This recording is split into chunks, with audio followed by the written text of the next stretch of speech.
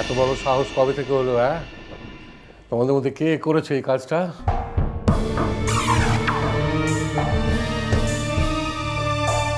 যদি উত্তর না দাও তাহলে তোমাদের এমন শাস্তি দেবো না, বুঝতে পারবে যেটুকুনি কতখানি খারাপ হতে পারে।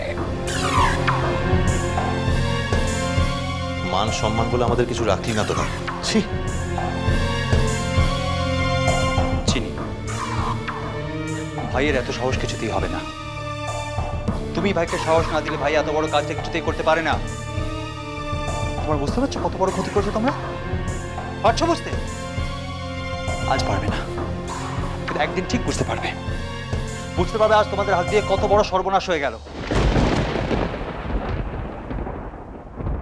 তা তুই যদি কাজের জিনিস তাহলে এখানে রাখারই বা কি দরকার ছিল?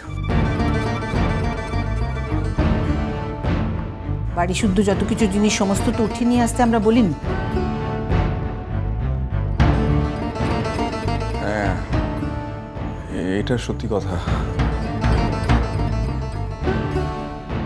তা ওনারই বা বাক্স প্যাটরা গুছিয়ে এখানে আসার কি দরকার ছিল? এনাফ বাবা, প্লিজ। এতক্ষণ ধরে নিজেকে অনেক ছোট করেছো, তার সঙ্গে আমাদেরও ছোট করেছো। তুমি একটা জিনিস বুঝতে পারছো না? এই বাচ্চা দুটোর সামনে এসব কথা বলে তুমি তাদের সাহস বাড়াচ্ছ। তাছাড়া ওরা কত বড় ক্ষতি করেছে সেটা তোমরা একবার ভেবে দেখেছো? ওদের শাসন না করে ওকে কটু কথা বলে যাচ্ছ। আর তা বাদে বিজ্ঞানী বাবুকে একটু অপমান তো করলে সে এখানতে থাকবে ক্লা। কিন্তু যদি তার দরকার তো হয় সে তো এখানতে থাকবে, কিন্তু তার মধ্যে চিনি সন্দেশ কি শিখলো বলতো?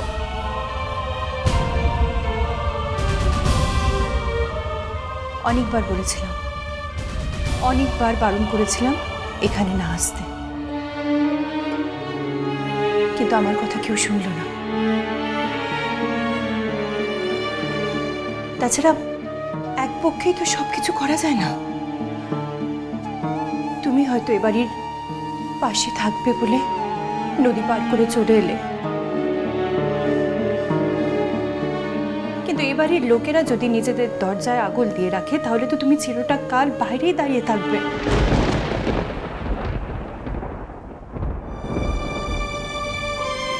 এখনো সময় আছে, এখনো তুমি ভেবে দেখো।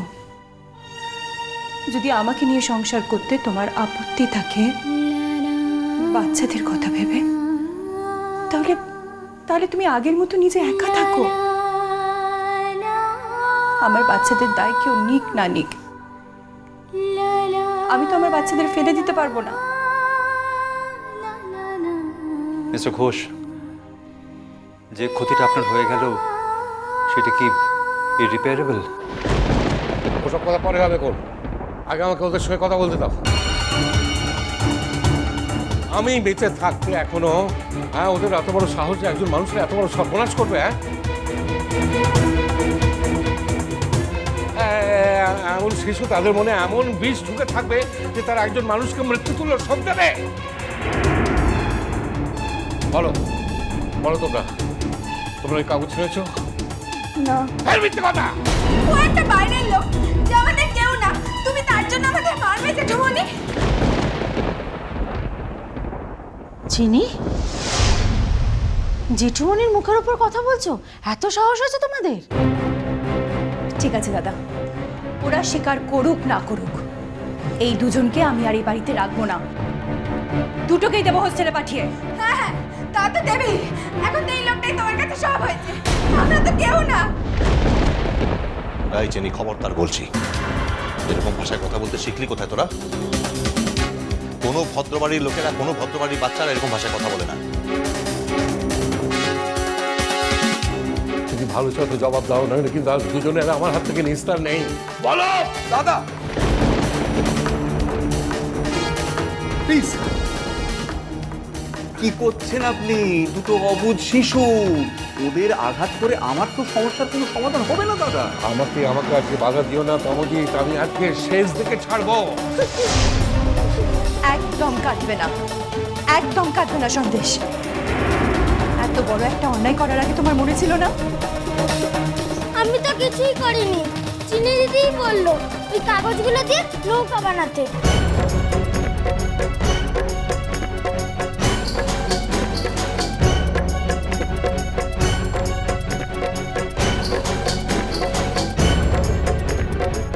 খবরদার!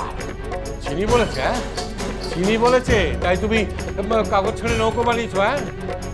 চিনি বলেছে বলছো? চিনি যদি তোমাকে বলে যে বাড়িতে আগুন লাগিয়ে দিতে, তুমি দেবে?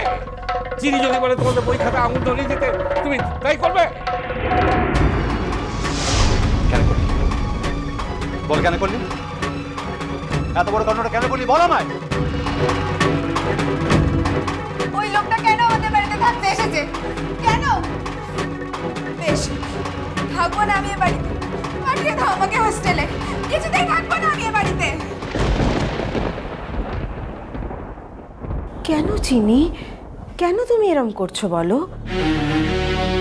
উনি তোমার কি ক্ষতি করেছেন বলো আমাদের?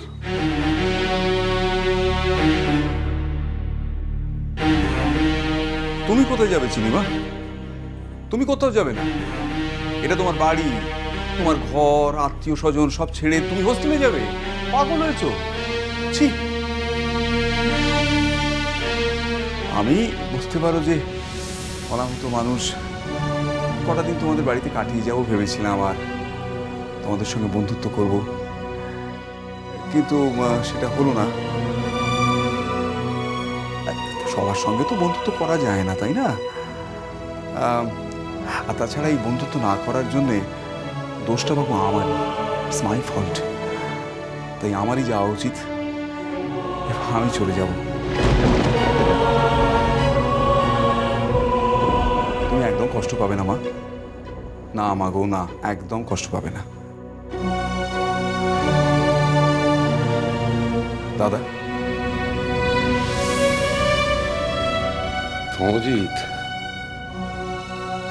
ওরা যে অন্যায় করেছে আমি জানি, তার কোনো ক্ষমা হয় না। তবু তুমি তোমার মহানুভবতা দিয়ে ওদের ক্ষমা করে দাও ভাই।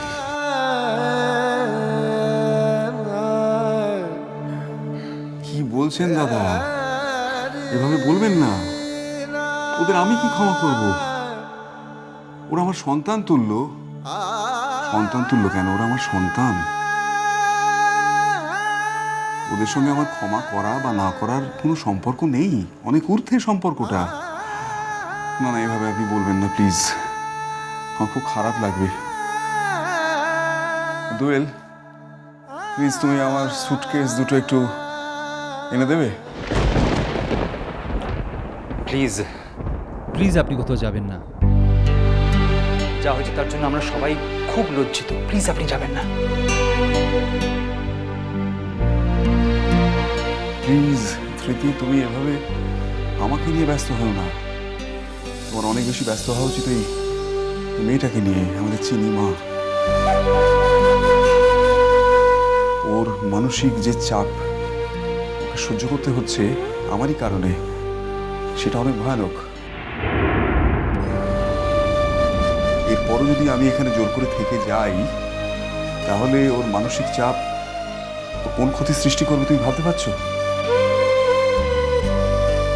না, আমি একজন পিতৃসম হয়ে আমার সন্তানদের এভাবে ক্ষতির দিকে ঠেলে দিতে পারি কি? আর আমি? তুমি এ বাড়িতেই থাকবে, তোমার পরিবারের সঙ্গে, তোমার সন্তানের সঙ্গে।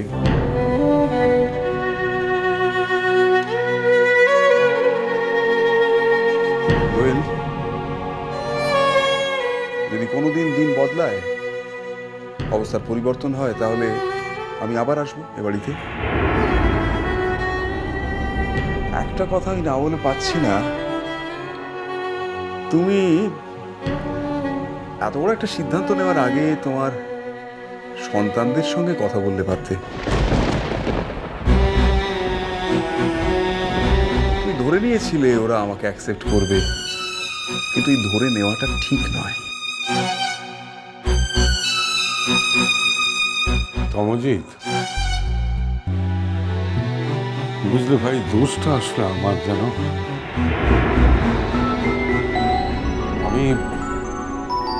আমি তোমার সম্মান রাখতে পারিনি।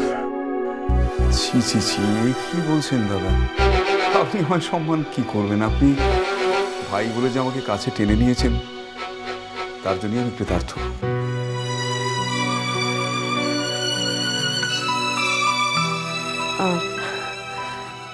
আপনার যে ক্ষতিটা হয়ে গেল সেটা তো না না সাজবাতি, আমার যে ক্ষতিটা হয়েছে সেটা আমি গুছিয়ে নিতে পারবো।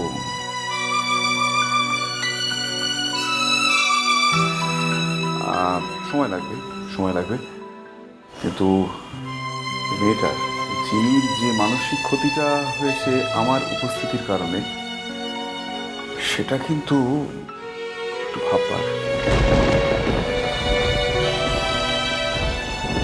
আমার খুব খারাপ লাগছে যে আমার কারণে একটা বাচ্চা মেয়ের এরকম একটা, খুব খারাপ লাগছে।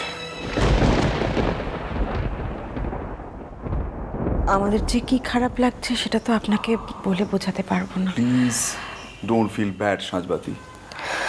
আরে বাবা, মানুষ যা চায় সবসময় কি তা পায়?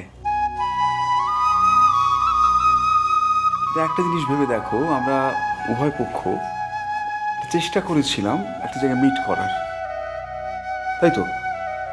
এই চেষ্টাটাই তো যথেষ্ট, তাই না? তাহলে তাহলে দোয়েলের কি হবে? মিষ্টি কুটু মিষ্টি কুটু মিষ্টি কুটু